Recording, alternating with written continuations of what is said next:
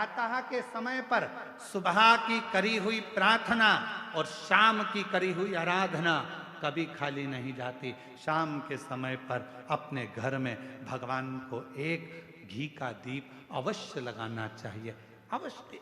सुबह करी गई प्रार्थना और शाम को करी गई आराधना व्यक्ति की कभी खाली नहीं जाती है, वो झोली भर कर ही रहती। कामना के वश अगर हम दीप लगा रहे हैं या हमारे मन में कोई भाव उत्पन्न है और हम बाबा से कहना चाहते हैं कि बाबा मेरा ये कार्य है आप पूर्ण करिएगा, तो फिर तो वो दीप का बाती का मुख अपनी ओर रखना, पर कोई कामना नहीं।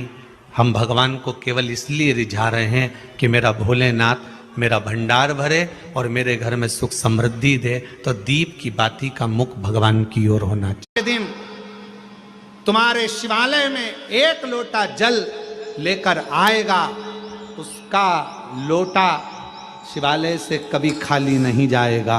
मैं खुद जाऊंगा, मैं खुद शिवालय से उसके कलश में वो तो जल चढ़ाएगा, वो जल चढ़ाएगा और मैं उसका कल बदल दूंगी। उस लोटे में खाली नहीं, मैं खुद उस पात्र में बैठकर उस शिव भक्त के घर जाऊंगी और लोगों को लगेगा कि जल जल नहीं, मैं उसका कल बदल कर आऊंगी। मायके में मां का होना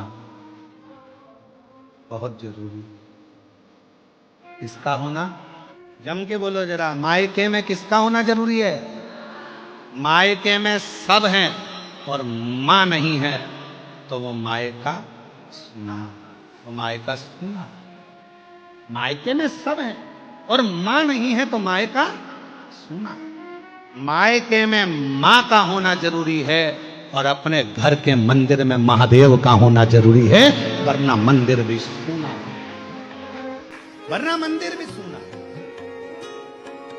दुनिया का सबसे ज्यादा किस्मत वाला व्यक्ति कौन है? शिव महापुराण की कथा कहती है दुनिया का सबसे ज्यादा किस्मत वाला व्यक्ति वो है जिसके सोने वाले कमरे में, विश्राम के कमरे में एक भी खाने की गोली नहीं हो, दवाई नहीं हो, तो समझ लेना कि दुनिया के सबसे किस्मत वाले व्यक्ति तुम हो। पूरा घर अगर दवाइयों से, कमरा अगर दवाइयों से भर कर रखा है, भले तुम्हारे यहाँ धन दौलत ढेर सारी हो, नौकर चाकर ढेर सारे हो, पर तुम्हारे सोने वाले कमरे में अगर ढेर सारी दवाई रखी है, रोज बिना दवाई के नहीं सो सकते, तो समझ लेना कि तुम किस्मत वाले नहीं हो। तुमसे ज्यादा किस्मत वाला एक नौकर है, चटाई बिछाता है, कंबल ओढ़ता है, चैन की नींद सोता है, सुबह उठता है, अपने काम में लग जाता है।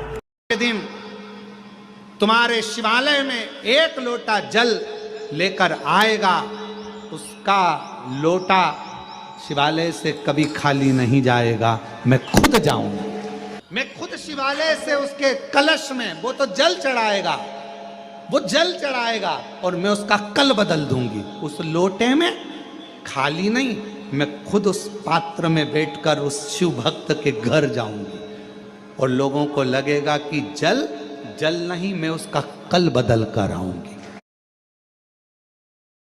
अष्टमी के दिन और उस दिन अगर 5 बेलपत्र भगवान शिव को समर्पित कर दी जाए तो व्यक्ति जो सोचकर, जिस कामना से, जिस मनवांछित फल के लिए बेलपत्र चढ़ाता है, उसकी वो कामना मात्र 3 महीने में पूरी हो जाती है। मात्र 3। कितना सुंदर कहा है, 3 जगह पर बैठने से कुछ ना कुछ लेकर ही जाते हो। पहला है अपने माँ बाप के पास बैठोगे, कुछ नहीं तो आशीर्वाद लेकर ही जाओगे। दूसरे नंबर पर परमात्मा के पास में या शिव की कथा में अगर कहीं बैठ गए तो कुछ ना कुछ लेकर ही जाओगे। और तीसरा, सतगुरु की शरणागति में, गुरु के चरणों में जाकर बैठ गए तो कुछ नहीं तो ज्ञान या आशीर्वाद तो लेकर जाओगे ही, कुछ तो प्राप्त। देवाधिदेव महादेव ने कहा, सुनो लक्ष्मी, दीपावली के दिन संसार के मनुष्य दीप लगाकर अपनी दिवाली मनाते हैं। जिस दिन मैंने त्रिपुरासुर का संहार करा, त्रिपुरारी बना, आज सारे देवताओं ने दिवाली मनाई है। सुनो लक्ष्मी, जिसके दरवाजे पर दीप प्रज्वलित हो, उसी दरवाजे के 5 दीप वृक्ष के नीचे, तालाब, बावड़ी, नदी, कुआं के स्थान पर, किसी शिव मंदिर की चौखट पर, अपने घर के बाहर के चौक पर, तुलसी के क्यारे द्वारे पर जिसके द्वार से ये 5 दीप निकल कर जाएं लक्ष्मी, तो देव दीपावली के दिन उनके घर में प्रवेश करना, तो वर्ष भर निकल कर बाहर मत जाना, साल भर निकल कर बाहर मत जाना। दीपावली के दिन जितना लक्ष्मी का प्रभाव है उससे 1000 गुना ज्यादा प्रभाव लक्ष्मी जी का देव दीपावली के दिन होता है। सबसे निवेदन करो, दूसरे के घर का वैभव देखकर अपने घर में वैभव की कामना मत करो। दूसरे के घर की प्रॉपर्टी देखकर अपने घर में प्रॉपर्टी की कामना मत करो। भगवान से प्रार्थना करो कि मेरे घर में सब देना ना देना ये तेरे ऊपर है, पर सबसे पहले मेरे घर में एक दूसरे के प्रेम को देना, शांति को देना और वास